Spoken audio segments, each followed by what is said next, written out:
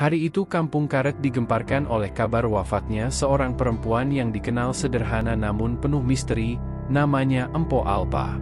Usianya sudah melewati 60, hidup sendirian di rumah kayu tua peninggalan orang tuanya. Walau begitu, ia dikenal selalu ramah, ringan tangan, dan tidak pernah menolak siapapun yang datang meminta bantuan. Namun, ada sesuatu yang membuatnya sering jadi bahan gunjingan. Konon, ia memiliki amalan yang tidak banyak orang tahu, sering terlihat berdoa larut malam dengan tangisan, dan beberapa kali warga melihat cahaya aneh dari bilik rumahnya. Kabar wafatnya Empo Alpa menyebar begitu cepat. Innalillahi wa inna ilaihi raji'un. Empo Alpa meninggal, Jamal. Cepat kabarin warga lain, nanti sore jenazahnya dimakamkan, teriak Bu Yati sambil berlari ke warung depan gang. Warga pun berbondong-bondong menuju rumah kayu itu, sebagian terkejut, sebagian lagi tidak percaya. Saat jenazah dimandikan oleh beberapa ibu kampung, ada hal aneh yang mereka lihat. Wajah Empo Alpa tampak tersenyum tenang, kulitnya bersih seperti orang tidur, dan harum bunga kasturi menguar memenuhi ruangan. Subhanallah, kayak bukan orang mati, bisik Bu Yati dengan merinding. Tapi anehnya, kain kafan yang dipakai untuk membungkus jenazahnya sedikit demi sedikit terlihat basah, seperti ada cairan merah yang merembes. Awalnya semua mengira itu darah biasa, mungkin akibat luka lama yang terbuka. Tapi saat jenazah dimasukkan ke liang lahat, kain kafan itu semakin merah pekat. Tak hanya itu, aroma harum semakin kuat, sampai membuat semua yang hadir tertegun. Astagfirullah, ini tanda apa, Kiai? Tanya Pak RT yang wajahnya mulai pucat. Kiai Hamid, yang memimpin proses pemakaman, hanya bisa diam. Matanya berkaca-kaca, tangannya gemetar saat hendak menutup tanah di atas jenazah Empo Alpa. Allahu Akbar, rahasia Allah memang tak pernah bisa kita duga. Tapi jangan bersuara keras-keras, jangan sampai fitnah menyebar, ucapnya lirih. Namun, cerita itu tak bisa dibendung. Keesokan harinya, warga kampung semakin gempar. Ada yang bersumpah melihat cahaya putih muncul dari pusara Empo Alpa di malam hari. Ada pula yang bilang mendengar suara lantunan doa dari arah makam, padahal jelas-jelas tak ada orang di sana. Sampai akhirnya, sekelompok kiai dari pesantren terkemuka datang ke kampung itu untuk membongkar kebenaran. Hari itu, puluhan warga berkumpul di pemakaman. Langit mendung, angin berembus kencang, seakan menambah suasana mencekam. Para kiai berdoa, membaca ayat-ayat suci, lalu dengan hati-hati mereka mulai menggali kembali makam Empo Alpa. Setiap sekop tanah yang terangkat, dada warga makin berdebar. Ketika papan penutup liang lahat diangkat, bau harum kembali menyebar begitu kuat. Lalu, semua orang menahan napas. Kain kafan Empo Alpa benar-benar berwarna merah menyala, seperti dicelup darah segar, tapi anehnya tidak busuk, malah harum menusuk kalbu. Para kiai terdiam, beberapa meneteskan air mata. Ini karomah atau peringatan, bisik salah seorang kiai. Warga yang menyaksikan hanya bisa merinding, ada yang menangis, ada yang langsung sujud tak kuasa menahan rasa takut bercampur haru.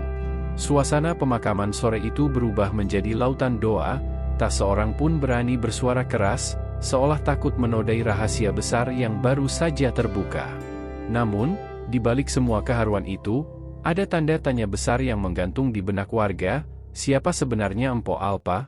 Rahasia apa yang disimpannya selama ini? Dan mengapa kain kafannya berbeda dari orang kebanyakan? Pertanyaan itu mulai membuka bab baru penuh misteri dan ketegangan. Sejak makam Empo Alpa dibongkar dan kain kafannya terbukti berwarna merah serta harum semerbak, suasana kampung Karet tak lagi sama. Hampir tiap malam, warga berkumpul di langgar kecil dekat pemakaman untuk berzikir. Ada yang ketakutan, ada yang penuh harap, ada pula yang hanya penasaran ingin tahu cerita lebih jauh. Kiai Hamid yang memimpin pemakaman pun menjadi orang yang paling sering ditanyai. Kiai, apa arti semua ini? Apa Empo Alpa seorang wali? Atau ada amalan rahasia yang tidak pernah kami tahu? Tanya Pak RT dengan wajah cemas. Namun Kiai Hamid hanya menggeleng. Jangan buru-buru berprasangka. Kain kafan merah itu bisa jadi tanda kasih sayang Allah, bisa juga peringatan. Kita tidak boleh menilai hanya dari lahirnya. Tapi rasa penasaran warga makin memuncak. Kabar kain kafan Empo Alpa bahkan terdengar hingga pesantren besar di kota. Beberapa kiai muda datang, membawa kitab kuning, berusaha menafsirkan fenomena itu. Ada yang berkata kain kafan merah pertanda syahid, ada yang bilang itu rahmat karena ibadah rahasia. Namun, tak sedikit juga yang berbisik kalau dulu Empo Alpa menyimpan luka hidup yang berat.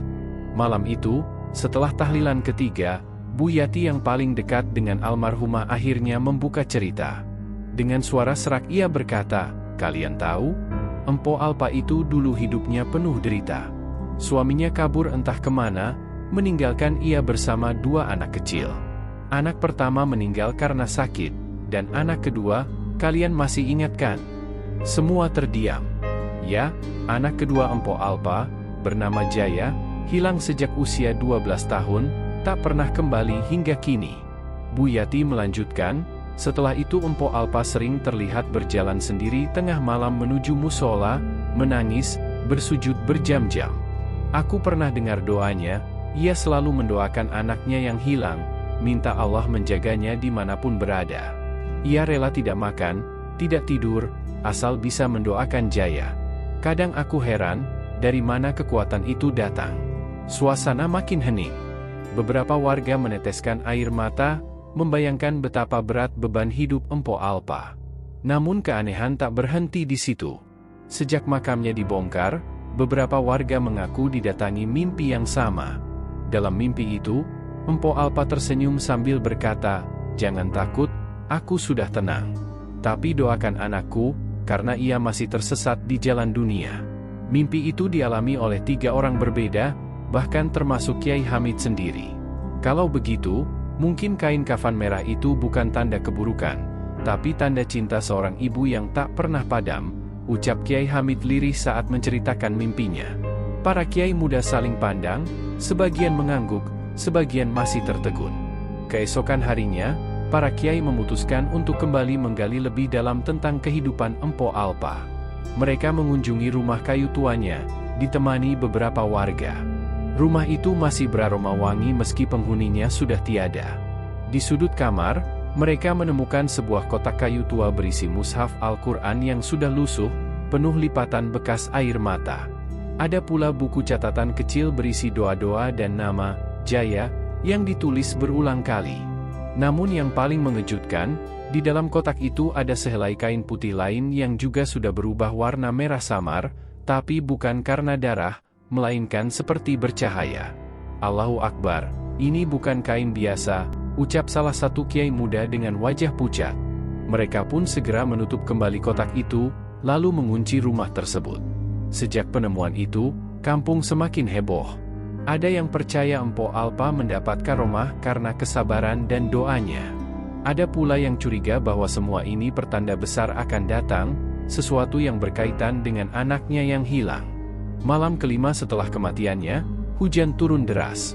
Di pemakaman, beberapa warga melihat cahaya merah lembut keluar dari pusara Empo Alpa. Bukan menakutkan, justru membuat hati yang melihatnya bergetar. Salah satu pemuda kampung, Ardi, berani mendekat. Ia berjongkok, berdoa, lalu tiba-tiba mendengar bisikan lirih, "Temukan Jaya." Ardi gemetar, segera lari pulang. Esoknya ia menceritakan kejadian itu kepada Kiai Hamid. Sang Kiai terdiam lama, lalu berkata, "Mungkin ini petunjuk. Doa Empo Alpa belum selesai. Kita harus mencari anaknya." Maka dimulailah perjalanan baru. Para kiai, pemuda kampung, dan warga yang peduli bertekad menelusuri jejak Jaya, anak yang hilang puluhan tahun lalu. Semua yakin, misteri kain kafan merah itu hanya akan terjawab bila nasib Jaya ditemukan. Namun mereka tak tahu, jalan pencarian itu akan membuka tabir yang jauh lebih besar, penuh kejutan, dan mengguncang hati semua orang. Hari-hari setelah kematian Empo Alpa, suasana kampung karet tak lagi tenang. Setiap malam ada saja warga yang bermimpi melihatnya tersenyum sambil membawa bunga merah. Seolah ia ingin menyampaikan pesan, tapi hanya samar, "Doakan anakku, temukan ia." Suara itu membuat bulu kuduk siapapun berdiri, namun sekaligus menimbulkan rasa iba yang dalam. Kiai Hamid bersama beberapa kiai muda akhirnya memutuskan untuk mencari tahu jejak Jaya, anak yang hilang sejak kecil. Mereka mengumpulkan cerita lama dari warga. Dari penuturan Bu Yati, sebelum hilang Jaya sempat terlihat berjalan ke arah pasar besar di kota.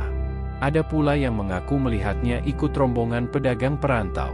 Namun setelah itu, tak ada kabar lagi. Berhari-hari pencarian dilakukan. Para pemuda kampung bersama Kiai mendatangi terminal lama, rumah singgah anak jalanan, hingga panti asuhan. Banyak kisah pilu mereka temui, tapi belum ada tanda-tanda Jaya. Sampai suatu malam, Ardi, pemuda yang pernah mendengar bisikan di makam, kembali bermimpi. Kali ini lebih jelas. Ia melihat seorang lelaki dewasa duduk di pinggir jalan, wajahnya lusuh, matanya merah penuh luka kehidupan. Lelaki itu berbisik lirih, "Aku Jaya, aku ingin pulang, tapi aku malu." Ardi terbangun dengan tubuh gemetar. Tanpa berpikir panjang ia menemui Kiai Hamid, menceritakan mimpinya. Kiai hanya menghela napas dalam, lalu berkata, "Mungkin Allah benar-benar memilihmu sebagai jalan. Ikuti petunjuk mimpi itu. Besok kita pergi ke kota." Mereka pun berangkat. Setelah menelusuri jalanan kumuh di kota besar, akhirnya di bawah jembatan tua mereka menemukan seorang lelaki tua renta, berambut acak-acakan, pakaiannya compang-camping. Tatapannya kosong, namun begitu Ardi mendekat, lelaki itu berbisik, "Aku Jaya." Ardi tercekat, tak bisa berkata apa-apa. Kiai Hamid segera menuntun lelaki itu, memberi minum, lalu mengajaknya duduk. Butuh waktu lama sebelum akhirnya Jaya bercerita dengan suara terbata. Ia mengaku sejak kecil terseret rombongan perantau, lalu menjadi pekerja kasar.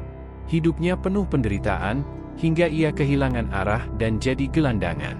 Yang membuat semua terhenyak adalah ketika Jaya berkata, "Aku selalu dengar suara emak dalam mimpiku. Dia menangis, memanggil namaku.